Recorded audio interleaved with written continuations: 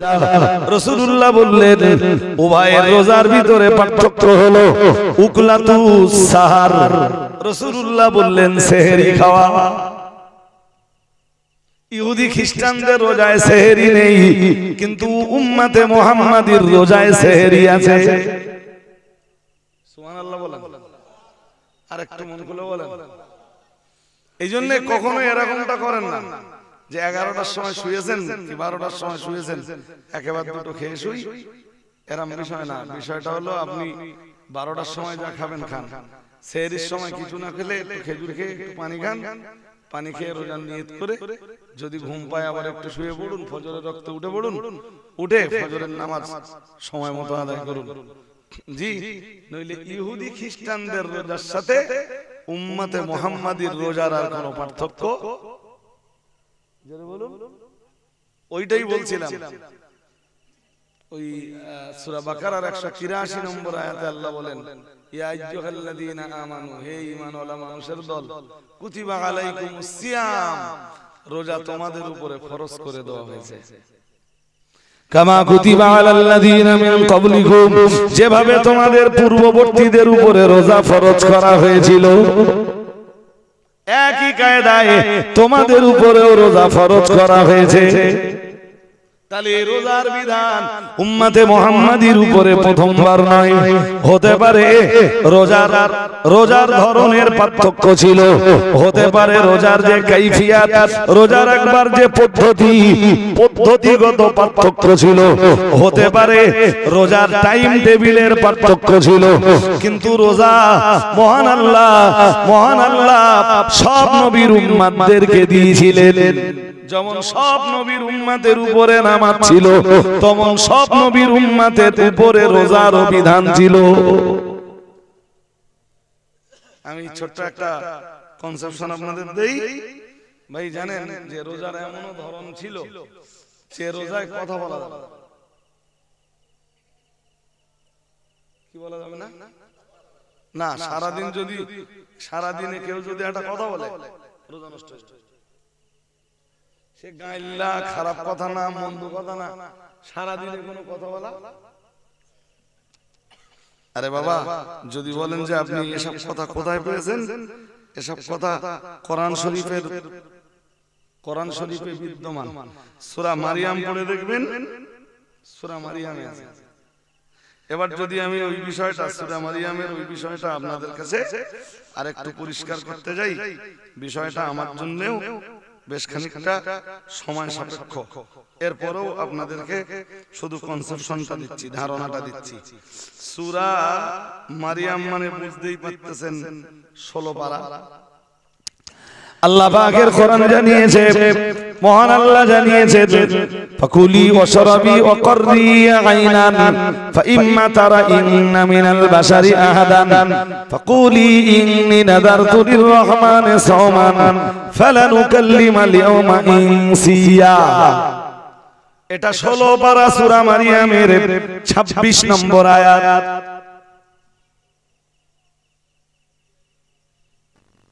ঈসা নবীর তো কোনো বাবা ছিল?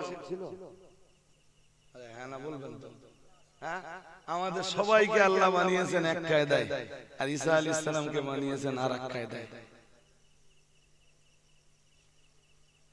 একদম দুনিয়ার স্বাভাবিক নিয়ম নীতির পুরো বিপরীত। প্রত্যেকটা বাচ্চা আসবার জন্য বাবা লাগে, কিন্তু ঈসা আলাইহিস সালাম বিনা বাবায় পৃথিবীতে এলেন। সেটি ছিল আল্লাহর কুদরতের এক উজ্জ্বল সমুজ্জ্বল দৃষ্টান্ত। সুবহানাল্লাহ। আরেকটু মন খুলে বলেন, সেটা কি ছিল বলেছি বলেন? সমুজ্জ্বল দৃষ্টান্ত আল্লাহর কুদরতের। হ্যাঁ, তো হযরত নবী ঈসা আলাইহিস সালামের মা ভেবেছিলেন, মা মারিয়াম, যে ওই বাচ্চা নিয়ে এমন কোথাও চলে যাবে যেখানে গেলে লোকালিটির কারোর সাথে দেখা হবে না। কিন্তু আল্লাহ হযরত মারিয়ামকে বলেছিলেন, আমার বান্দি মারিয়াম, তুমি কোথাও যেতে পারবে না, তোমার ওই বাচ্চা নিয়ে তোমার স্বজাতির কাছে তোমাকে ফিরতে হবে। তোমার রিলেটেড যারা তাদের কাছে তোমাকে ফিরতে হবে। ফিরে যাও। এরপরে যে দেখো ইহুদিরা কি বলে। বললেন আল্লাহ, ওরা যদি আমাকে জিজ্ঞেস করে যে এই বাচ্চা কোত্থেকে এলো, আমি কি বলবো? আল্লাহ বললেন, তুমি ওদেরকে বুঝিয়ে দিও, ইন্নী নাযারতু লির-রাহমান সাওমা, আমি রোজা রাখার রোজার মান্নত করেছি। রোজার অথবা আজ আমি রোজায় আছি, ফালানুকাল্লিমাল ইয়াওমা ইনসিয়া, আমি কোনো মানুষের সাথে কথা বলবো না। এখান থেকে এক শিক্ষা পাওয়া যায় যে রোজার এমনও এক কাইফিয়াত ছিল যে রোজা রাখবেন তো সারাদিন কারোর সাথে আলাপচারিতায় লিপ্ত হওয়া যাবে না, সারাদিন কোনো কথাই বলবে না। রোজার শুরু থেকে শেষ পর্যন্ত কথা বললেই রোজা শেষ। ওই যে আয়াত পড়ছিলাম একটু আগে, মনে আছে? ইউরিদুল্লাহু বিকুমুল ইউসরা, আল্লাহ তোমাদের জন্য সব সময় সহজতা চান, অর্থাৎ কখনো কাঠিন্যতা তোমাদের উপরে চাপিয়ে দিতে চান না, কঠোরতা চাপিয়ে দিতে চান না। আল্লাহ তোমাদের জন্য খুবই নমনীয়। সুবহানাল্লাহ। আর একটু মন খুলে বলেন না জি, একদম উম্মতে মুহাম্মাদীর জন্য আল্লাহ রোজাটা করে দিলেন খুব হালকা থেকে অতি হালকা। কথাও বলা যাবে, আর সেই এশা থেকে রোজা শুরু করতে হবে। সুবিধা হলো না অসুবিধা হলো? হ্যাঁ, এই সুবিধাটা পেয়েছেন আপনাদের নবীর কারণে। উম্মতে মুহাম্মাদী যত ফ্যাসিলিটি পেয়েছে, সব ফ্যাসিলিটি তাদের নবীর কারণে। সুবহানাল্লাহ বলুন। আর একটু মন খুলে বলেন না। চলুন সূরা বাকারার 183 নম্বর আয়াতটা শেষ করি এবার। ইয়া আইয়ুহাল্লাযীনা আমানু কুতিবা আলাইকুমুস সিয়ামু কামা কুতিবা আলাল্লাযীনা মিন ক্বাবলিকুম, যেভাবে পূর্ববর্তী নবী রাসূলদের প্রতি এবং পূর্ববর্তী নবীর উম্মতদের প্রতি রোজা ফরজ ছিল, সেইভাবে তোমাদের উপরেও রোজা ফরজ করে দেওয়া হয়েছে। এখানে একটা দুটো বিষয় মনে রাখা দরকার। প্রথম একটা বিষয় সবাইকে মনে রাখতে হবে, ইহুদিদের উপরেও রমজানের রোজা ফরজ ছিল, কিন্তু ইহুদিরা টোটাল রমজানে কোনো রোজা না করে শুধু আশুরার দিনে একটা রোজা রাখতো, এবং এই একটা রোজা রাখাই নিজেদের জন্য যথেষ্ট মনে করত। বলুন নাউজুবিল্লাহ। প্রতিপক্ষে খ্রিস্টানদের চরিত্র ছিল, নাসারা যারা খ্রিস্টান যারা ওদের চরিত্র ছিল, রমজান মাস যদি শীতকালে পড়ে ওরা রমজান মাসেই রোজাগুলো করে দিত। শুনছেন নাকি? ইহুদিরা করতো একটা বছরে দিনটা আশুরার দিন, আর রমজানের কোনো রোজা রাখতো না। বলতো তারা নিজেরাই বলতো এই একটা রোজাই আমাদের জন্য যথেষ্ট, আর রাখা। যেমন আমাদের দেশেও কিছু লোক বলো আছে শুধু 27 রোজা রাখে, আছে না? এবং ওই এক রোজাই যথেষ্ট মনে করে, ওটা ইহুদিদের চরিত্র। আর খ্রিস্টানরা কি করতো? রোজা শীতকালে পড়লে পুরো রোজাটা রাখতো, আর যদি গরমকালে রোজা আসতো মানে রমজান মাস পড়তো, তো তখন মাস পাল্টে ওরা নিজেরা শীতকালে যেত। বুঝতে পারেন? মাস নিজেরা কি করতো?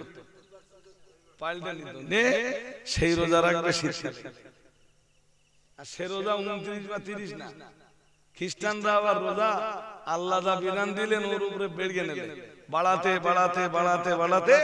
ওই রোজা 50টাই থেকে গেল।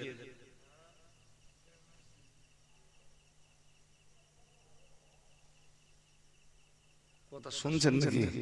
হ্যাঁ, ধর্ম নিয়ে বাড়াবাড়ি করাও। বলুন। তো সারা বছরের সারা মাস রোজা রাখার হুকুম যাচ্ছিল, এই ঈদের দিনে তুমি রোজা ভঙ্গ করবে বা ঈদের দিনে তুমি ইফতার করবে, এই হুকুমটাও আল্লাহ। ঈদের দিন সকালবেলা উঠেই কিছু খেয়ে নেবে, ও হুকুম কার?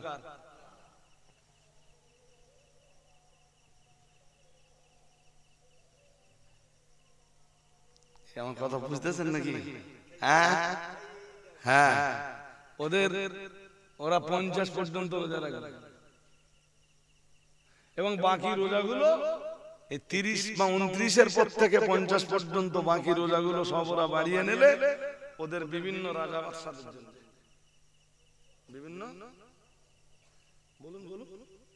বিভিন্ন রাজা বাদশার জন্য ওরা রোজা বাড়িয়ে নেবে। অমুক বাদশার জন্য এই কটা, অমুক রাজার জন্য এই কটা, অমুক রাজার জন্য এই কটা। কিন্তু রোজা রাখা হয় কার জন্য বলেন? ইন্না সালাতি ওয়া নুসুকি ওয়া মাহইয়ায়া ওয়া মামাতি লিল্লাহি রাব্বিল আলামিন।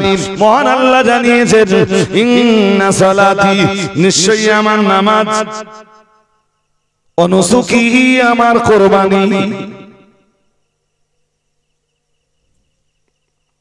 ইন্না সালাতি ওয়া নুসুকি ওয়া মাহইয়ায়া ওয়া মামাতি লিল্লাহি রাব্বিল আলামিন। মহান আল্লাহ জানিয়েছেন, নিশ্চয়ই আমার নামাজ, নিশ্চয়ই আমার কুরবানি, ওয়া মাহইয়ায়া, আমার বেঁচে থাকা, ওয়া মামাতি, এবং আমার মরে যাওয়া, লিল্লাহি রাব্বিল আলামিন।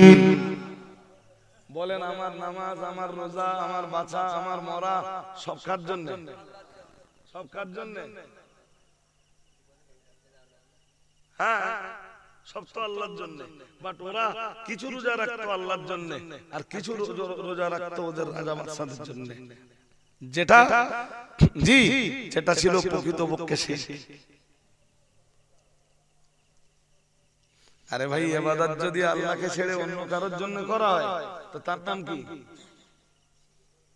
ওয়াকাদা রাব্বুকা আল্লা তা'বুদু ইল্লা ইয়াহু ওয়া বিল ওয়ালিদাইনি ইহসানা।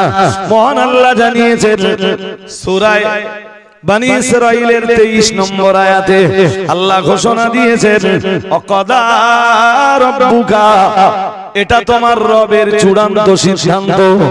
আমরা বললাম সিদ্ধান্তটা কি? মহান আল্লাহ বললেন, আল্লাহ তা'বুদু ইল্লা ইয়াহু, আল্লাহ ব্যতীত অন্য কারোর জন্য তোমরা ইবাদত করতে পারবে না। সেটা নামাজ হতে পারে, সেটা রোজা হতে পারে, সেটা অন্য কোন ইবাদত হতে পারে। কোন ইবাদতই আল্লাহ ছাড়া তোমরা অন্যের জন্য করতে পারবে না। হুকুম কার? জোর করে বলেন।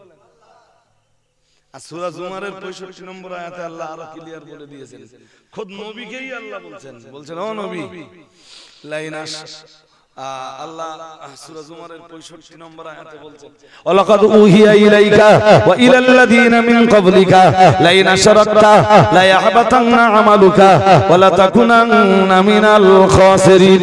মহান আল্লাহ আয়াত নাযিল করে দিলেন সূরা জুমারের 65 নম্বর আয়াতে বললেন, ও আমার নবী, আল্লাহ নবীকে ডাক দিয়ে বললেন, ওয়ালাকাদ উহিয়া ইলাইকা, আর আপনার কাছে মেসেজ পাঠানো হয়েছে, ওয়া ইলাল্লাযীনা মিন ক্বাবলিকা, ওই একই মেসেজ পাঠানো হয়েছিল আপনার পূর্ববর্তী নবীদের উপরে। নবী জানো বললেন, আল্লাহ বিগত নবীদের জন্য কি মেসেজ পাঠানো হয়েছিল? মহান আল্লাহ বললেন, ইন আশরাকতা লা ইয়াহবাতান্না আমালুকা, লা ইয়াহবাতান্না আমালুকা, ও নবী, যদি আপনিও কখনো শিরক করেন, লা ইয়াহবাতান্না আমালুকা, আপনার तमाम জিন্দেগীর আমাল সব বরবাদ হয়ে যাবে। নাউজুবিল্লাহ। নবী, আপনি যদি কখনো শিরক করেন, আপনার সারা জীবনের যা আমল আছে সব শেষ হয়ে যাবে। তো নবীকে বলা মানে উম্মতকে বলা নয়, আসলে উম্মতকে শেখাচ্ছেন আল্লাহ। নবী কখনো শিরক করতে পারেন না, শিরকের আশ্রয় নবী কখনো নিতে পারেন না। তাহলে কাকে বলছেন আল্লাহ? এটা উম্মতকে, যে তোমরা যদি কখনো শিরক করো, জেনে রাখো তোমাদের জিন্দেগীর সব আমল সেদিন। একটা লোক 40 বছরে রোজা নষ্ট করিনি, 40 বছরে নামাজ নষ্ট করিনি, জীবনের এই 40 বছর ইবাদতের পরে এবারে যদি একদিন শিরক করে ফেলে, এই পিছনে 40 বছরের ইবাদত সব শেষ, কিচ্ছু থাকে না। কথা বুঝতেছেন নাকি? এই জন্য আমরা রোজা রাখবো কার জন্য? বলুন বলুন।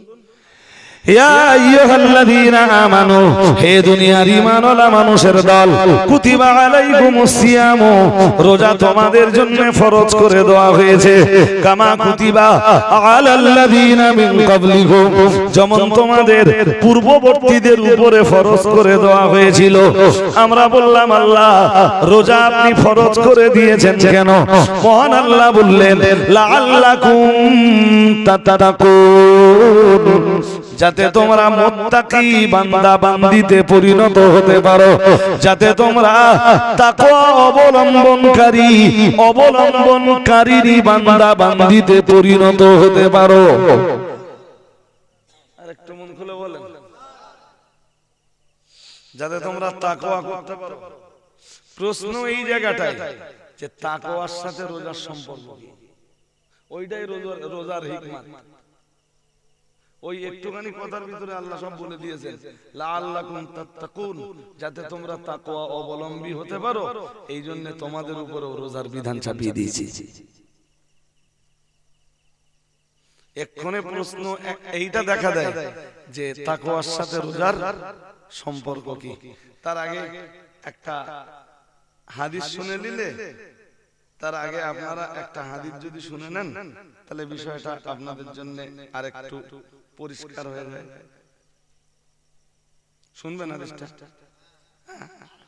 তা অ্যাকচুয়াল একটা হাদিস বলার জন্য না সময় দরকার বেশ অনেকটা, মানে যদি বুঝে বুঝে মানে গুছিয়ে গুছিয়ে আপনাদের শুনতে হয় তা সময় লাগবে। হাদিসটা বর্ণনা করেছেন আবু হুরায়রা। عن أبي هريرة رضي الله تعالى عنه قال قال رسول الله صلى الله عليه وسلم, এই হাদিস বর্ণনা করেছেন রাবি সম্রাট হযরত আবু হুরায়রা রাদিয়াল্লাহু তাআলা আনহু। তিনি বলেন রাসূলুল্লাহ বলেছেন, কুল্লু আমালি ইবনি আদম ইউদাফুল হাসানাতু বিআশরি আমসালিহা ইলা 700 দিফিন আও কামা ক্বালা আলাইহিস সালাম। রাসূলুল্লাহ জানিয়েছেন আদম সন্তানের প্রত্যেকটা আমলের সওয়াব, মন দিয়ে শুনেন, আদম সন্তানের প্রত্যেকটা আমলের সওয়াব আল্লাহ 10 গুণ পর্যন্ত দিয়ে থাকেন। সুবহানাল্লাহ। কয় গুণ? একটা রোজা রাখলে 10টা রোজা রাখার সওয়াব পাবেন। এক ওয়াক্ত নামাজ ঠিকঠাক আদায় করলে 10 ওয়াক্ত নামাজের সওয়াব পাবেন। একবার সুবহানাল্লাহ বললে 10 বার সুবহানাল্লাহ বলার, এটা নবী বলতেছেন যে বনি আদমের আমলের সওয়াব দেয়। আসলে মুহাম্মদ সাল্লাল্লাহু আলাইহি ওয়াসাল্লাম পৃথিবীতে যখন আসতেছেন তখন তো অন্য কোন নবীর উম্মত আর থাকাটা বাঞ্ছনীয় না। বাঞ্ছনীয় কি? তাহলে এই অফার শুধু উম্মতে মুহাম্মাদের জন্য, কিন্তু উম্মতে মুহাম্মাদিও আদমের সন্তান, তাই নবী কথাটা ওইদিকে নিসবত করে বললেন কুল্লু আমালি ইবনি আদম, প্রত্যেক আদম সন্তানের নেকির কাজের সওয়াব আল্লাহ দান করেন। ইউদাফুল হাসানাতু বিআশরি আমসালিহা, কি 10 গুণ পর্যন্ত। 10, হ্যাঁ নবী আরেকটু বলতেছেন 10 থেকে ইলা 700 দিফ, এর মানে জানেন 10 থেকে 700 পর্যন্ত দেয়। শুনছেন না? 10 থেকে কত দেয়?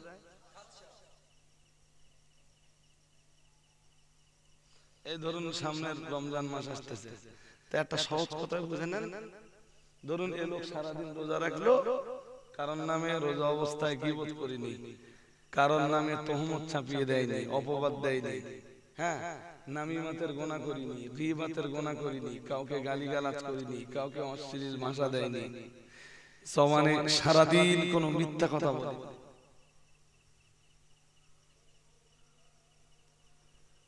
রোজা অবস্থায় মিথ্যা কথা বলা যাবে?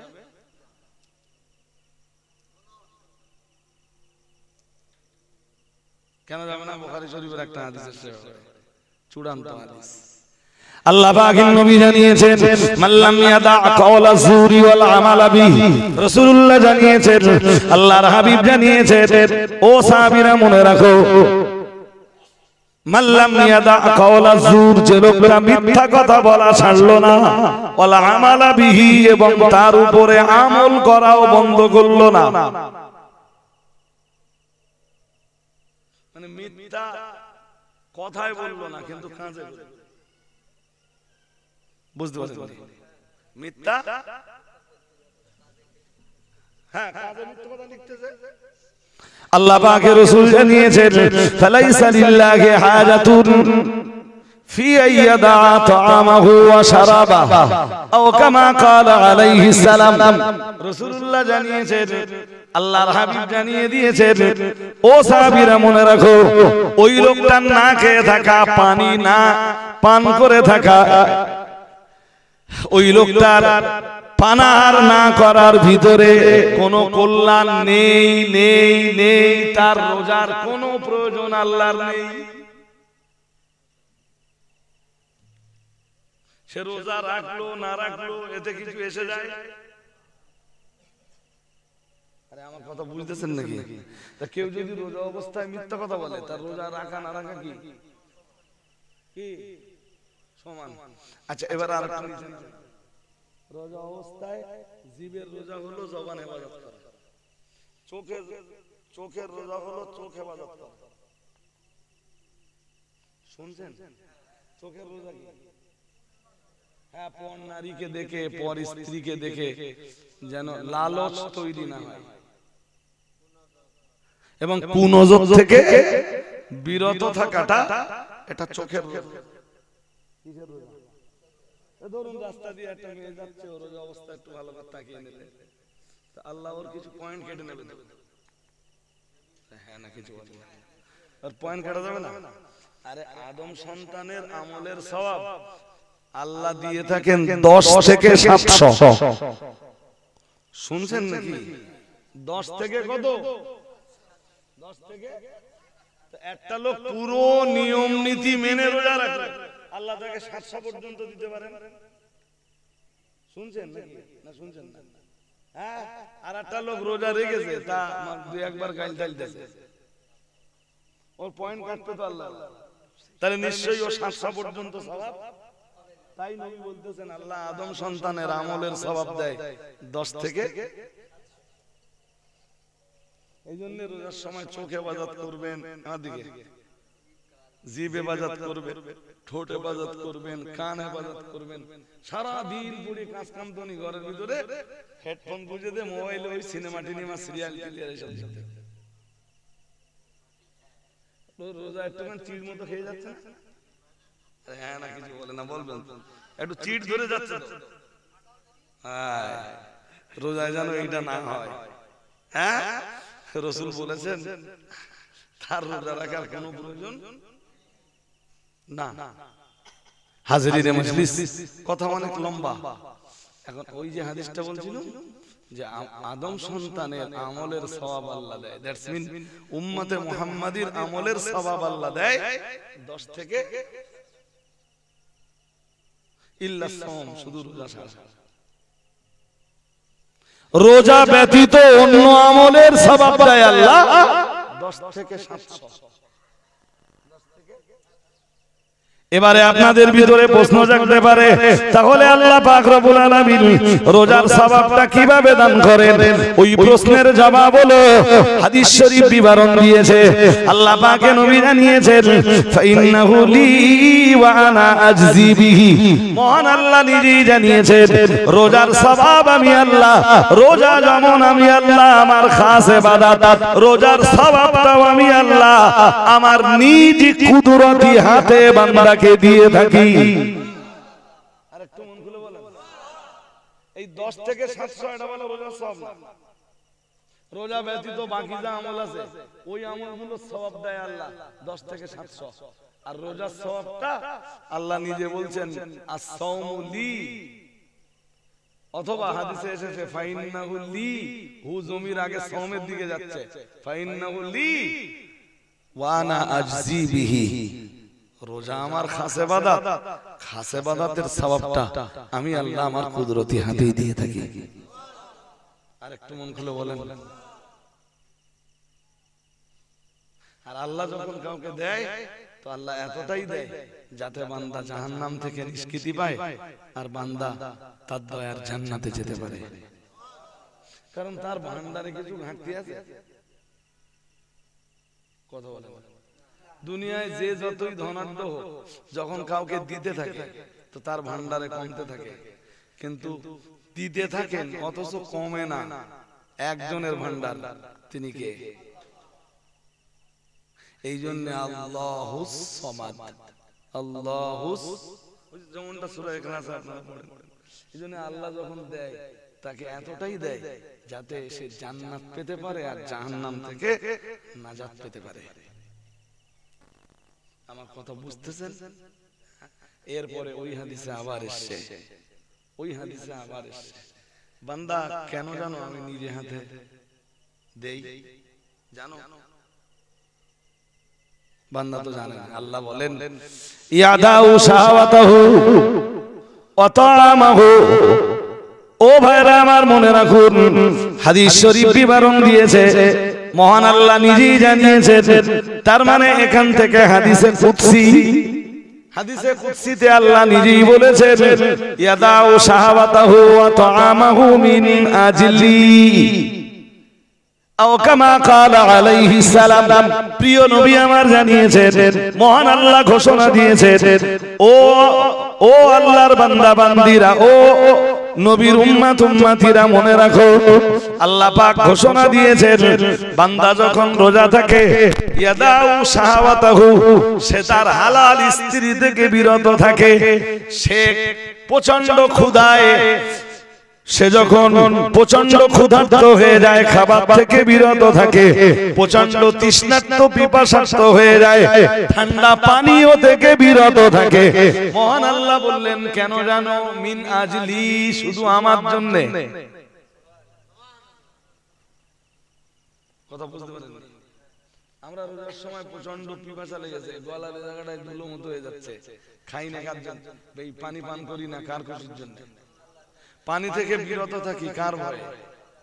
আল্লাহর ভয়ে। খুব খিদে লেগেছে, বাড়ি খাবারও আছে, খাচ্ছি না কেন? হ্যাঁ, তো আল্লাহ তো ওইটাই বলতেছেন, বান্দারে রোজার সওয়াবটা আমি নিজের হাতে এই জন্য দেই, বান্দা তার হালাল স্ত্রী থেকে বিরত থাকে আমার খুশির জন্য, বান্দা খাবার থেকে বিরত থাকে আমার খুশির জন্য, বান্দা পিপাসার্ত হওয়ার পরেও পানীয় থেকে বিরত থাকে আমার রেজামন্দি আর আমার খুশির জন্য। আর একটু মন খুলে বলেন না। হ্যাঁ, এই জন্য আমি কি করি? আমি রোজার সওয়াবটা বান্দাকে নিজে কুদরতি হাতে দিয়ে থাকি।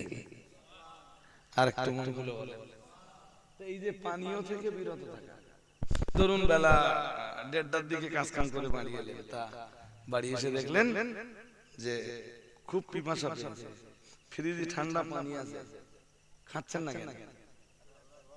আল্লাহ বেশ তো বলেছেন আল্লাহর ভয়ে, তো যে আল্লাহর ভয়ে ফ্রিজের পানি খাচ্ছেন না, সেই আল্লাহর ভয়ে মদ খাওয়াটা বাদ দিতে অসুবিধা কোথায়?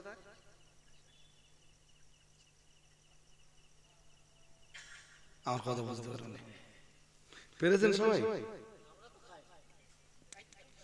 আরে বাবা, আপনারা খান না, বিষয়টা মাতাল তো আছে দেশে, মাতালটা রোজাও তো রাখে, দাঁড়ান, মাতাল বউ মাতালে রোজাও তো রাখে, রাখে না?